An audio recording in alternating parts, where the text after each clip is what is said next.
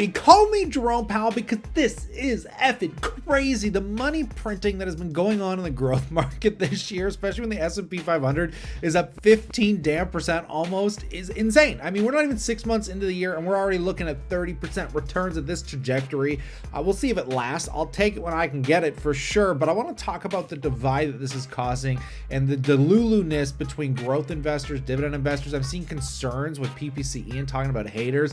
Brandon Beavis talking about, should I be buying individual stocks or ETFs? I think unless you're on the right side of the growth story here, you're feeling a lot of pain because a lot of companies are still in correction territory. A lot of you have been pointing that out in the comment section below. So before we get into all of that, as we talk about dividends, growth, Tesla, consider hitting that like button. And if you're on your path to financial independence, to perhaps one day retire early, consider hitting that subscribe button to join me on my journey as well. But inflation data came out and it slowed in the US for May down to 3.3%, which isn't that exciting. They didn't cut interest rates. I watched Jerome Powell speak today. No interest rate cuts. They're not following Canada by any metric, and the markets were still able to rally off that news. Over the last 6 months, man, the story remained the same, that if you just put money in big tech, leverage your portfolio in that, you'd continue to just absolutely conglomerately crush. As Apple, a lot of people getting excited about their AI, which to me seemed a bit underwhelming, but still enough to crush the stock to all-time highs. I mean, it's now up, I think on the year to date, it's up something like 12 or 13. I think it's up more than that. What is Apple up year to date? I mean, it's been on an absolute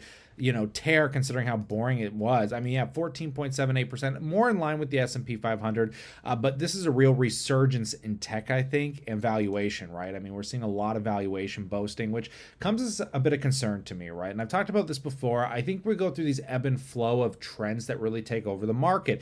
We saw it with crypto, and now we're kind of seeing it, I think, with this AI bubble, and I'm saying that loosely because I don't know the tops and I don't know the bottoms, and I don't know when these chickens come to roost, if they do at all. I just know all-time highs in perpetuity tends to come to an inevitable end, and it's usually an abrupt inevitable end when the market decides to shift on it. But we're still in a growth market for AI and chips. Broadcom posted earnings and the stock absolutely propelled itself, but I think, again, it is a heavy multiple for a company that isn't actualizing a lot of net income here. I mean, Broadcom, if you take a look at the earnings, and I went through them, the revenue growth was up 43%, which is exceptional. Net income was actually down year over year, which wasn't crazy, but a lot of people are just paying attention to these heavy growth numbers. My biggest regret was selling Taiwan Semiconductors because I would own this around $80. I sold it in line when Warren Buffett and Berkshire sold it because I was concerned that they knew something that I might not have, but clearly I missed out on some wicked gains. I would have pretty much doubled my money if I was able to hold it, and I probably wouldn't have held it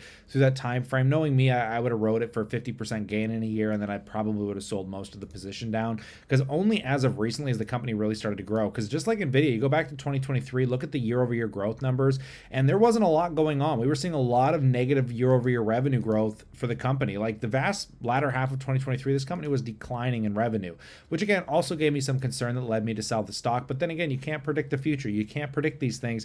And obviously as AI and large language models took over and people started buying chips in the truckload from the likes of Meta to Tesla to Amazon, now we're back into 30 to 50, even at some points almost 60% revenue growth for a company like Taiwan Semiconductors, which is just absolutely astonishing, right? And again, we'll take a look at some of the actualized revenue from this, but the question is, how long can this last? I mean, it's insane that NVIDIA year to date, 159%. If you had the cojones just to buy it and trade in and out of this, whoo, baby, a lot of opportunity to make some money that I missed out on. But like I said, you look at the net income, Broadcom hasn't actualized a lot. Taiwan Semiconductors hasn't really actualized a whole lot of net income. Again, these are, net income numbers here versus the revenue. NVIDIA is one of the few companies that has actualized an insane amount of net income, and it seems to be the company that is really propelling this story. And what this has led to is investors, especially in the dividend investing community, questioning, I think, their beliefs and where they're going, because I've looked at dividend stocks for the last couple of years as recovery plays. I said, it's going to take some time. You got to be very patient here, but as they cut interest rates, some of these companies are going to benefit greatly, and it's going to be a very realistic recovery as they stop putting all that money toward higher interest payments. It's just an inevitability. You're going to see it in real estate and infrastructure companies like telecom giants. And, PPC in here is like, don't listen to the haters about your dividend investing strategy, because a lot of people right now, and including me, I don't think if you are at the stage of retirement that you should purely be focusing on dividend income, because that's when you're missing out on these absolutely incredible gains. from the broader market, which is why most of my money sits in the S&P, right? But you take a look at Beavis Wealth, and he's questioning now too, should I be holding individual stocks or should I just be buying ETFs? This is a very personal finance oriented question, because I think a lot of people picked individual stocks and have actually not seen the best performance because they're probably picking those recovery plays that haven't actualized any growth yet. And they feel bad seeing Nvidia, seeing the broader markets outpace their portfolio, which is likely down. I mean, you take a look at the dividend oriented stocks. I mean, again, this is everything from your likes of McDonald's to Hershey's to, I mean, there's so many companies on the lower half of the S&P that are just wrecked. I mean, even SCHD, when they re-updated their portfolio, they got rid of Broadcom, which just continue to propel higher. Keep in mind, it's trading at a very wicked multiple. And I guess SCHD is like, it's too expensive. It doesn't follow our metrics. We're getting rid of it. And that has led to underperformance this year, whereas the Qs and the S&P have just been crushing incomparable, right? But again, you always have to take a long-term perspective on this. If you zoom out over the 5 years, actually a lot of these, if you included the dividend income, aren't trading that far off. I mean, realistically, the S&P is even over 5 years crushing the QQQ ETF. The Qs actually over 5 years haven't been performing that much better against even the likes of VYM or SCHD, which is kind of incredible to think about realistically. I mean, DJRO is up there with the Qs. So the longer you zoom out, the more perspective that can come into play, because if tech decides to correct and all of a sudden like this huge onslaught of AI chips, we start reaching parity in a couple years or who knows when, or honestly, nobody really knows, right? They're going to tell you that we have demand for the next 3, 5, 6 years, whatever, but that might not be the actual case in case these companies start, really pushing up their own chip manufacturing. Nobody knows, right? So it's nice to always have that diversity, which is why I implement that into my personal portfolio, because I don't believe one strategy is the end all be all solution to investing. Because again, if you came through that pandemic era here where the markets just tanked miserably in the interest rate cycle, it was nice having dividend income to reinvest, but you should have always been buying, right? I bought the S&P super heavily, back in October of 2022. I remember just picking up some of these wicked awesome dips here in the market, right? But now we're in a new market cycle where things are a bit more skeptical, and I've been buying recovery plays like Tesla. There's no doubt about it. I think Tesla's going to be a recovery play. It's very expensive. There's a lot of concern around the company right now. They're showing shots saying from space that you can see the amount of inventory they're building up at these gigafactories, and there's a lot of concern around the company, which I like. I think this is a good time for me, not you, but to be accumulating the stock, because people are getting a bit delulu here, and Cathie Wood always seems to be one of them. I think Cathie Wood is a little over the top, to the point where, even Elon Musk says this is extremely challenging but achievable, as she released a new base case for where she thinks Tesla stock can go.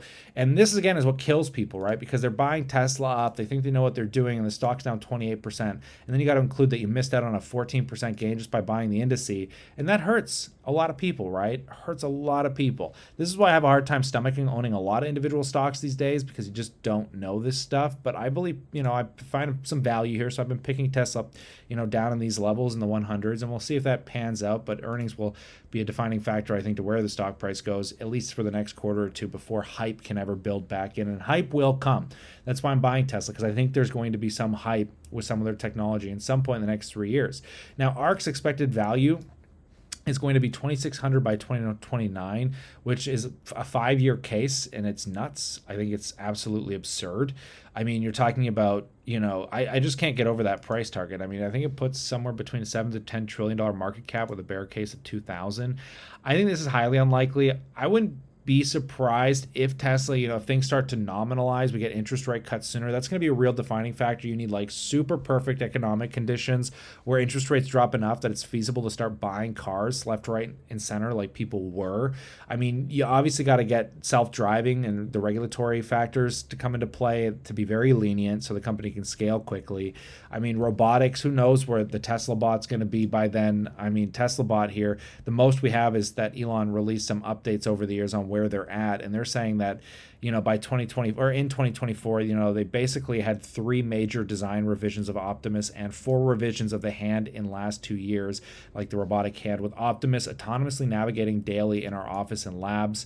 So they're saying that they've deployed 2 Optimus bots performing tasks in the factory autonomously, and this update is the most intriguing to me, because once we can actually get the robot autonomously doing even base functions, in the beginning it's going to suck, but if we can start actually generating value, I think There's going to come a bull cycle for this, especially when we start seeing actual orders, when Tesla starts proving out that this can do these specific tasks, and then say a big company comes in and say, hey, we want this in our factory. And once that first solidified contract comes in, I think Tesla's back to the moon. I think we're in a whole new bull case situation. But in the meantime, it's still a bear market. We're still in recovery play. The interest rates are still too high. This is the same for all dividend, or not dividend, but a lot of them are dividend-oriented companies when it comes to your telecoms, your real estate, your infrastructure-oriented companies. So if you're buying these, you can't be on the same time frame as the rest of the market, and you have to recognize that. You have to understand that, like, you know, these companies could offer absurd gains at some point in the future, but you have to have real cojones to be buying these companies downtrending in a market where you're missing out on these absolutely absurd gains, and it can make you feel stupid. So like I said, in my opinion, diversity matters a lot in markets like this. You know, recognizing that dividends shouldn't be the end-all be-all solution. I think for a younger oriented investor that needs growth, needs to get to a place of retirement, because I hate seeing, you know, dividend investors purely push, and that's not what PPC does. He doesn't purely push dividends. He just says, you know, it's personal finance. It what works best for you. But as somebody that isn't at retirement yet, that doesn't need the dividends today, obviously I'm going to be more oriented toward the S&P, some growth vectors within the portfolio. But I will pass that question off to you. This is crazy. This market's unreal. I'd love to know what you're doing, how your portfolio is performing, how you feel, what you're buying, all down in that comment section below.